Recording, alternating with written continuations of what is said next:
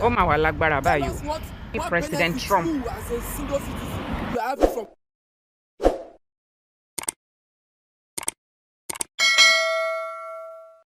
Ẹ kú dédé àsìkò yìí ní gbogbo ìjọba ti láǹfààní láti máa gbọ́ wa tó bá jẹ́ ìgbà àkọ́kọ́ tí ń rèé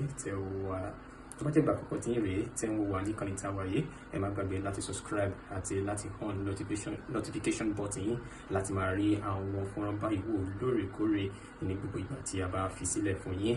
Ẹ má gbàgbé láti like àti láti comment sí abẹ́ fídíò yìí. Kí la ní fún yín lónìí ní ìkànnì tí a wà yìí? Kò sì máa gbọ́n ní ọ̀rọ̀ tó wà lẹ̀ lásìkò yìí o. You can't afford to miss this. Ó mà wà lágbára báyìí o. Mo gbọ́ pé wọ́n ní President Trump ó sọ wípé Nàìjíríà òun ni ọpọ́n sún kàn báyìí. Ó lágbára díẹ̀ ish. Wọ́n ti da ice síta ní Amẹ́ríkà títí wọ́n fi lé àwọn èèyàn wọ́n fi mú wọn títí anywhere tán bá lọ wọ́n fi mú wọn. So ó wá wò sọ́tún ó wò sósì ó wò pé níbo lọ́pọ́n sún kàn. Ó bá rántí pé ìlú kan ṣáà ti wà tó ń jẹ́ Nàìjíríà. Bẹ́ẹ̀ ni ó rántí pé ìlú Nàìjíríà yẹn no ẹ jẹ́ ká wá look into it. Wọ́n ló sọ wípé ni o because èmi náà kà ó dẹ̀ ń gbọ́ ni pé because of the fact that wọ́n ń pa àwọn Christians ní Nàìjíríà òun ti sọ fún àwọn department tó máa ń jagun ṣe mọ àwọn tó máa ń pè ní war department in a government ní America. Yes, ó lóun ti sọ fún wọn wípé kí wọ́n gbéradì torí at any time ṣe ń gbọ́ dáadáa ṣá bí at any time làwọn lè strike tí America bá dẹ̀ strike ṣẹ́yìn náà mọ meaning ẹ̀. No, it's a question ṣé ẹ mọ meaning ẹ̀ because the honest truth is agbọ́tán sọ pé inú àwọn kan dùn. As a matter of fact tẹ́ bá lọ káàkiri àwọn psycho wọn ò ní jẹ́ ká ṣe fídíò láṣẹ gbádùn tá bá ti lè wá ń ta ṣe rí wọn bẹ́yìn. Àwọn tó máa ń wa kíní power bike or whatever wọn yóò máa ń dá pé kí n sọ wọ́n nígbà tí látẹ̀yàn because wọ́n wá mọ̀ máa fi ṣe gbọ̀nyìn kó máa irritate èèyàn. Very annoying. Anyways ẹ jẹ́ n padà sórí ọ̀rọ̀ mi. So ṣé ẹ̀yin náà mọ meaning pé ti America tí wọ́n bá invade àbí wọ́n strike ìlú kan? Torí mo rí wípé ní orí different blogs Facebook ní o IG ní o wọ́n gbé síta inú àwọn èèyàn ń dùn wípé President Trump àwọn Americans wọ́n fẹ́ wá save àwọn lọ́wọ́ àwọn tó ń jí ni gbé tó ń jí ni pa. The honest truth is wọn kì í dédé wọ ẹni ìlú láì kìí ṣe pé wọ́n ní interest ń bẹ. Ìyẹn ni kẹ́ kọ́kọ́ rò dáadáa pé tí wọ́n bá fi lè wọlé tán wá ṣe nǹkan tán náà fẹ́ ṣe yẹn. The question now is ṣó máa wà better off àbó máa worse ní? No, mo ń béèrè ni o èmi ò mọ̀ o mo kàn ń sọ ni because according to history àti nǹkan tá a mọ̀ tán bá fi lè wọ ẹni ìlú wípé àwọn fẹ́ wá dá sí ọ̀rọ̀ wọn another country. Go and check all the history and everything pé in the past àwọn ìlú tí wọ́n ti strike or tí wọ́n wọ̀ ṣé ń gbà tán fi máa kúrò ń bẹ̀ those countries are they better off or wọ́n wá worse gidi?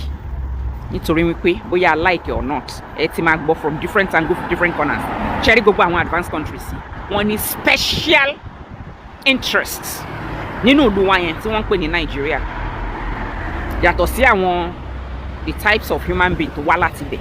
Ìlú yẹn gangan ó wà rich of a lot and that is why tán bá rí any little opportunity tí wọ́n lè lò kàn fi wọlé sí yẹn ní ara honestly wọ́n á lò ó. Àṣẹ ẹ̀dẹ̀ rí ọ̀gbẹ́ni President Trump yìí gbogbo wa náà la mọ̀ orí èèyàn tó jẹ́ kò ń gbọ́ kò ń gbà ní tó bá ti fẹ́ ṣe nǹkan.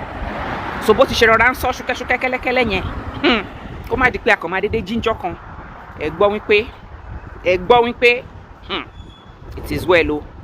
Àwọn tínú wọn ń dùn mí ní kínú yín má dùn o wípé wọ́n fẹ́ wá o ṣùgbọ́n ẹ jẹ́ ká tún máa fi sí àdúrà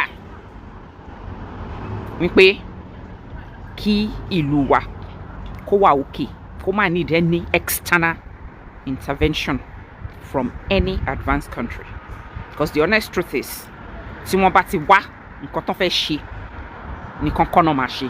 Bó ṣe sọ pé àwọn tó ń pa àwọn Christian kankan yẹn ló ń bọ̀ wá face ìyẹn nìkan kọ́ ló máa face o ìyẹn nìkan kọ́ náà máa face wọ́n máa face jù yẹn lọ.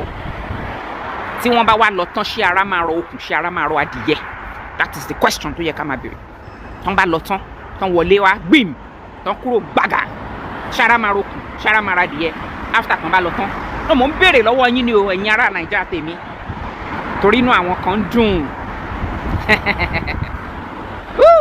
ṣé mọ̀ pé táwa bá ti gbọ́ nǹkan a máa ń gbé síta a dẹ̀ máa sọ̀rọ̀ lé lórí èyí tí mo tún gbọ́ nìyẹn mo dẹ̀ sọ pé lot of you náà ẹ̀ ti gbọ́ torí mo ń rí káàkiri everywhere ni mo ti ń rí so gbogbo yín lẹ ti gbọ́ ṣùgbọ́n the question remains tí wọ́n bá carry out nǹkan tó ń sọ yẹn tí Trump bá ṣe tó wọlé tó strike tó invade ṣára máa rokun ara máa adìyẹ tán bá lọ tán ẹ jẹ́ ká look into that properly so èmi ti fẹ́ máa lọ tèmi tí mo fẹ́ sọ ni mo ti sọ yẹn èmi ni tiyín ní tòótọ́ Yetunde Green bye for now. They will tell you America invaded Libya, but today Libya is worse off. Tell them in 1991, America led 35 nations to go to Kuwait. When Iraq invaded Kuwait, America went to Kuwait to drive away Iraq. Today, by all metrics, Kuwait is ahead of Nigeria. In fact, Nigerians are finding out to jackpot to Kuwait. They will tell you America invaded Afghanistan. Afghanistan today is worse off. Tell them America went to Korea during the Korean War, and the war ended in a stalemate, of which the country now share between North Korea and South Korea. Today, South Korea have Samsung, those Samsung phones you are buying. The company headquarters is in South Korea.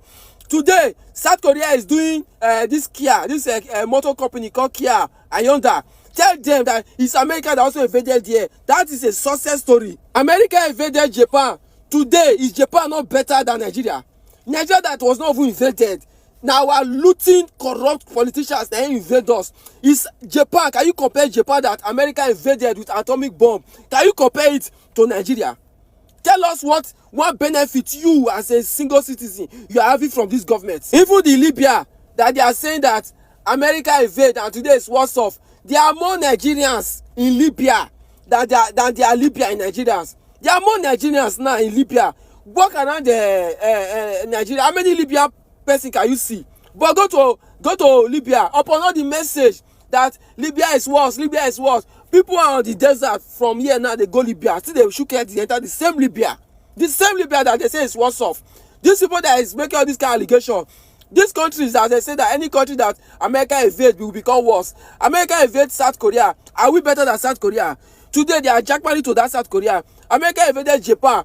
Now are we better than Japan? Today we are jackpotting to the Japan. If Japan open the door now, the full Nigeria go empty. In Kuwait, are we better than Kuwait? Kuwait, do you hear that their citizens are crying that they cannot eat basic, like something as basic as food? Their citizens are hungry. Can you hear that? It is a shame they are trying to use propaganda on us. Since they cannot do their job, let somebody else come and teach them how to do that job. Like and follow, share this video.